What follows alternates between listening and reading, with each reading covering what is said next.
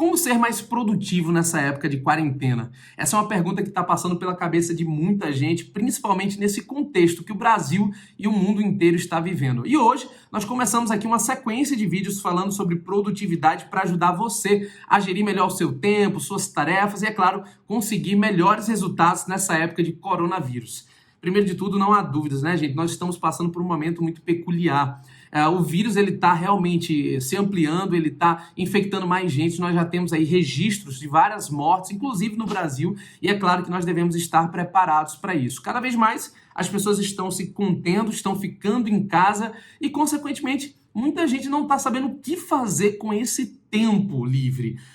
Não aumentou a quantidade de horas disponíveis em um dia, mas as nossas tarefas mudaram, os nossos instrumentos se modificaram e a gente passou a ser exigido para ser mais produtivo. Muita gente antes perdia tempo com deslocamento, perdia tempo ajeitando a mesa do trabalho e agora está em casa. Por onde começar? Muita gente acorda de manhã cedo, olha para um lado, olha para o outro e não sabe sequer como começar, principalmente com tantas informações. Por isso a importância de ter boas referências de literatura para ler, bons filmes para poder assistir, boas dicas de gerenciamento de tempo. E é isso que a gente vai fazer aqui, tá? Você que não me conhece, meu nome é Marcílio Ferreira, eu sou palestrante, procurador do Estado, professor e te convido, inclusive, a deixar o seu like, se inscrever aqui no canal, deixa também o seu comentário e conta comigo pro que você precisar, tá? Vamos começar sobre o problema, falando sobre o problema central de tudo, né? O grande problema se envolve aí com a palavra adaptação. Nós estamos passando por um processo de mudança muito peculiar. Nós estamos cada vez mais aí tendo que interagir com o meio digital. Muita gente era praticamente um dinossauro ou um analfabeto digital e agora tem que saber mexer com tecnologia. Você vai ficar em casa, você vai precisar pedir comida às vezes por aplicativos, vai ter que gerenciar o seu tempo aí através de plataformas, vai ter que utilizar sistemas que antes você não utilizava. E isso acaba trazendo um problema porque as pessoas ou perdem muito tempo para aprender ou até desistem disso e acabam entrando em processos muitas vezes de depressão e de ansiedade, né? E todo mundo sabe que a depressão e a ansiedade são os principais problemas de saúde que nós temos no mundo. A OMS já apontou aí depressão e ansiedade como problemas gravíssimos da sociedade contemporânea, né? Até mais grave nesse momento, apesar da amplitude do crescimento aí do coronavírus, mas a depressão e a ansiedade também faz parte de um contexto muito problemático. Nesse momento você precisa cuidar, claro, do seu ponto de vista físico, do seu corpo, mas também precisa cuidar da sua mente. Vamos lá. E o grande problema central disso tudo é que você ficando em casa, você vai ter que fazer a seleção de informações que chega para você. E nós temos que convir, né? São muitas as informações que chegam. O autor, Manuel Castells, que tem um livro falando sobre o poder da comunicação, filósofo espanhol, né? Ele já destacava que essa complexidade de informações, esse mundo de informações que chega através de uma sociedade em rede, faz com que muita gente tenha que modificar a forma de se comunicar, principalmente se adequando ao mundo digital, que é esse momento. Empresas estão tendo que passar para plataformas, aplicativos digitais, fazer delivery, utilizar o WhatsApp, enfim, vão ter que se remodelar. Muitas delas, porque não estavam preparadas, estão sofrendo prejuízos agora nesse momento. Então, você também precisa se preparar. Ah, Marcílio, mas eu não trabalho com empreendimento, eu não vendo, eu não faço isso. Tá, mas você, na sua realidade aí, vai ter que utilizar o mundo digital de alguma forma para se comunicar. Sabe por quê? Porque é uma coisa que eu sempre digo, isso tem muito a ver com a reflexão que o Manuel Castells traz também no livro dele.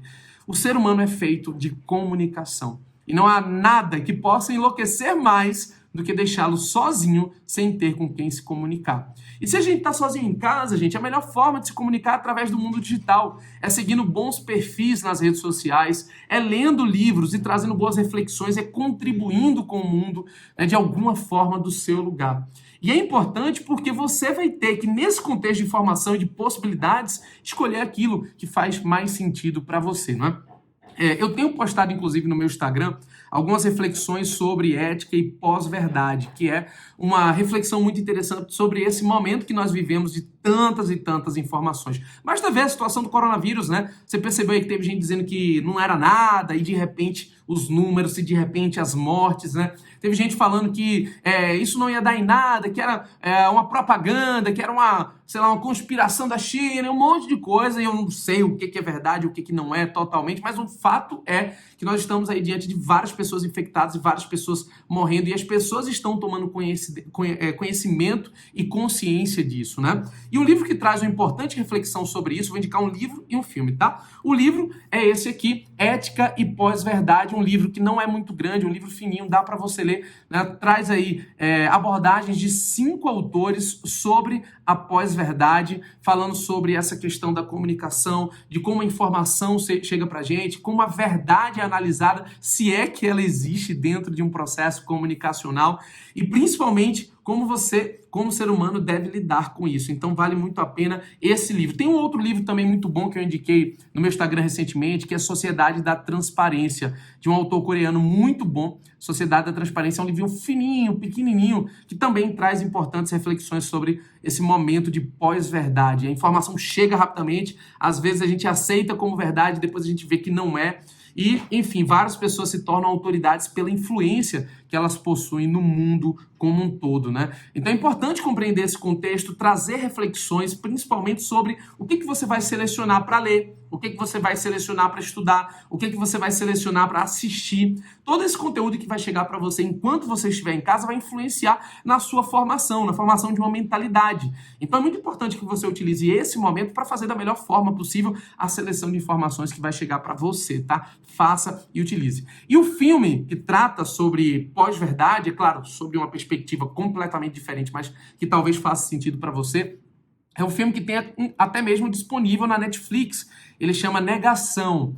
É um filme muito interessante em que há um conflito entre uma pessoa que nega a existência do Holocausto, nega a existência, né, da Segunda Guerra Mundial, de todo o conflito que existiu contra os judeus, e outra pessoa que afirma de forma contundente que existiu, né? E aí há um conflito, há um processo judicial baseado em fatos reais, né, que aconteceu lá no Reino Unido, em que, ao final, não vou dizer o final, né? Senão eu estaria dando spoiler aí pra você. Mas já assista, né? Enfim, o ponto principal é como as informações são colocadas em contradição a partir de uma simples afirmação em rede social, a partir de uma simples afirmação para uma pessoa que não tem credibilidade, né? Que não tem o ethos no discurso. Já trazia Aristóteles no livro dele, A Retórica, né? O ethos, a responsabilidade, a ética no discurso. Uma pessoa contraria, uma pessoa coloca informação distinta lá, diz que o negócio existiu ou não existiu, e muita gente vai na onda aceitando como se fosse verdade. Esse é um problema desse mundo de pós-verdade. Vale a pena, sem sombra de dúvida, você assistir esse filme que está disponível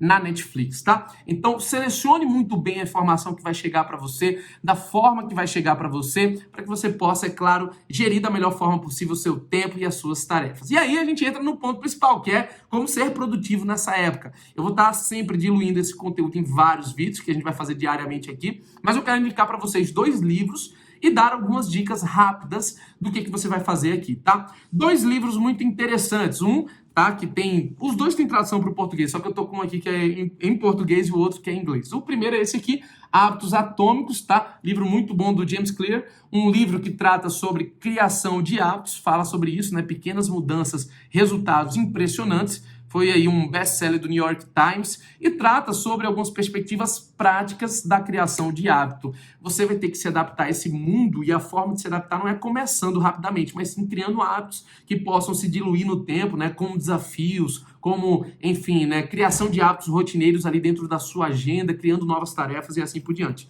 E o segundo livro que eu queria indicar é esse aqui do David Allen, que é Getting Things Done. Um livro muito bom sobre produtividade, um pouco mais extenso. Eu sei que ele tem tradução para o português, mas eu não me recordo agora o nome exatamente do livro em português, mas é um livro que trata sobre produtividade, trazendo para vocês técnicas práticas para você começar.